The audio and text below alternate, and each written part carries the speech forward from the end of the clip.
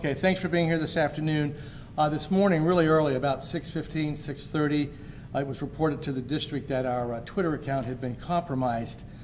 So immediately we contacted Twitter through the abuse notification process, which is an online process that our IT department underwent. We also notified local Fort Pierce Police Department, as well as the FDLE, Florida Department of Law Enforcement, and their cybersecurity unit. We were attempting to get this post taken down immediately. It was highly offensive. It doesn't represent anything that our school district represents, our values, or our mission, and it was a sickening display from somebody. According to our partners in law enforcement, this was not a unique case to the St. Lucie School District, but something that has occurred across the country today. And they're continuing to investigate it and look into it. I view this as a hate crime, and I hope that it would be reviewed that way. Since Twitter crosses state lines, and the organization does, I know that law enforcement will be subpoenaing records, taking records, can't get the word out, subpoena records from Twitter accounts, from Twitter, the association itself. There'll be an intensive investigation ongoing. We will continue to investigate as a school district with our staff, our IT staff, and try to get to a resolution and find out what caused this, as well as to look at some of our security protocols that are in place, and to see how this occurred and what can be steps can be taken to stop this in the future. But I do want to really reinforce that this was an outside group. This was not from anything that we can find out, was not internal from any employees within the school district, but a group outside called Cairo, some kind of an organization.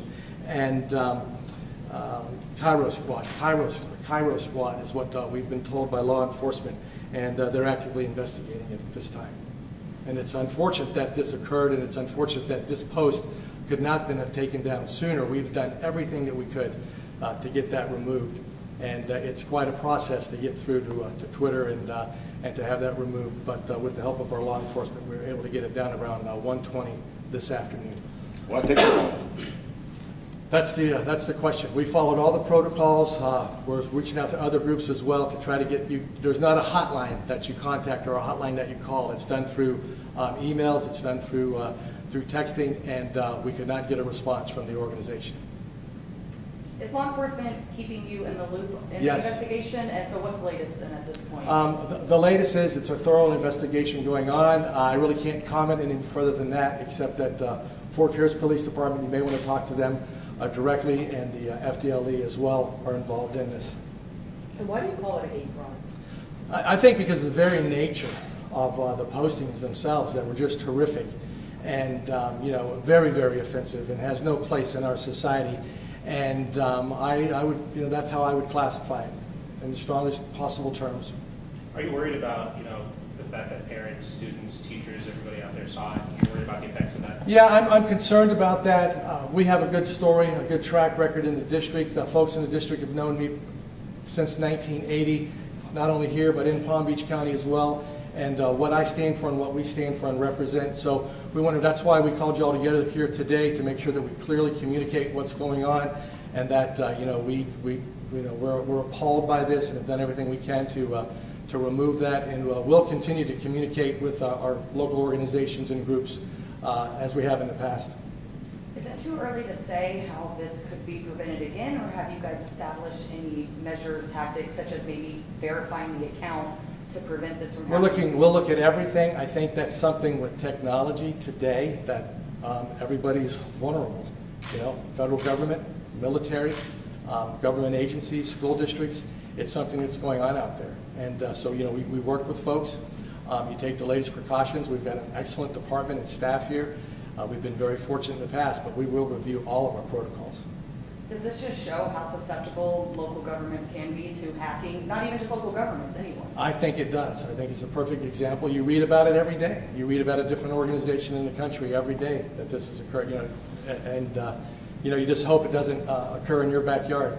And then they I guess, compromised you guys twice or 3 times today? I don't have the answer for that. I know it's been more than once. And he said something about they spoke with you and you agreed with this? No one has spoken to me at all. No. Did you read the second tweet? No, I haven't seen the tweets. I've only seen the first one. Okay. I think in the second one it mentioned the superintendent or the new superintendent. Well, not new, but no, I haven't seen the second tweet.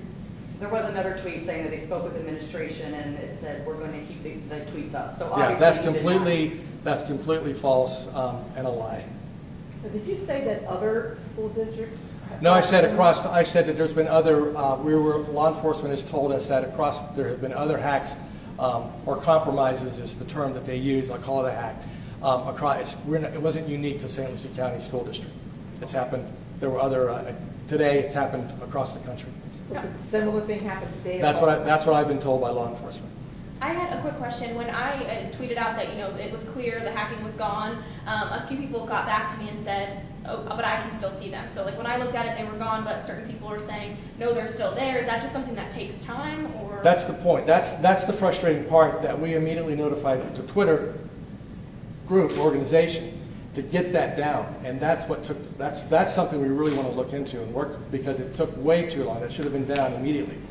We took it down off of our webpage, the link to it, but you still could have gone through a Twitter account and seen that information. And that's what we were trying to take down. Can you effectively say that the page is no longer compromised, there's no other issues, you guys are in the clear now? Right now we think we're in the clear, but tomorrow's a new day. And I think what I just mentioned before regarding the technology and how people work to what's a good term? To violate that. It's kind of like your personal banking account. You go in, they change passwords, you get in, you have access, and they're trying to spin a message in a store that is completely false and untrue and contrary to anything that we believe here in this district and in this country. What was your reaction when you found out about this morning? I was mad as hell. Very, very upset, and still am.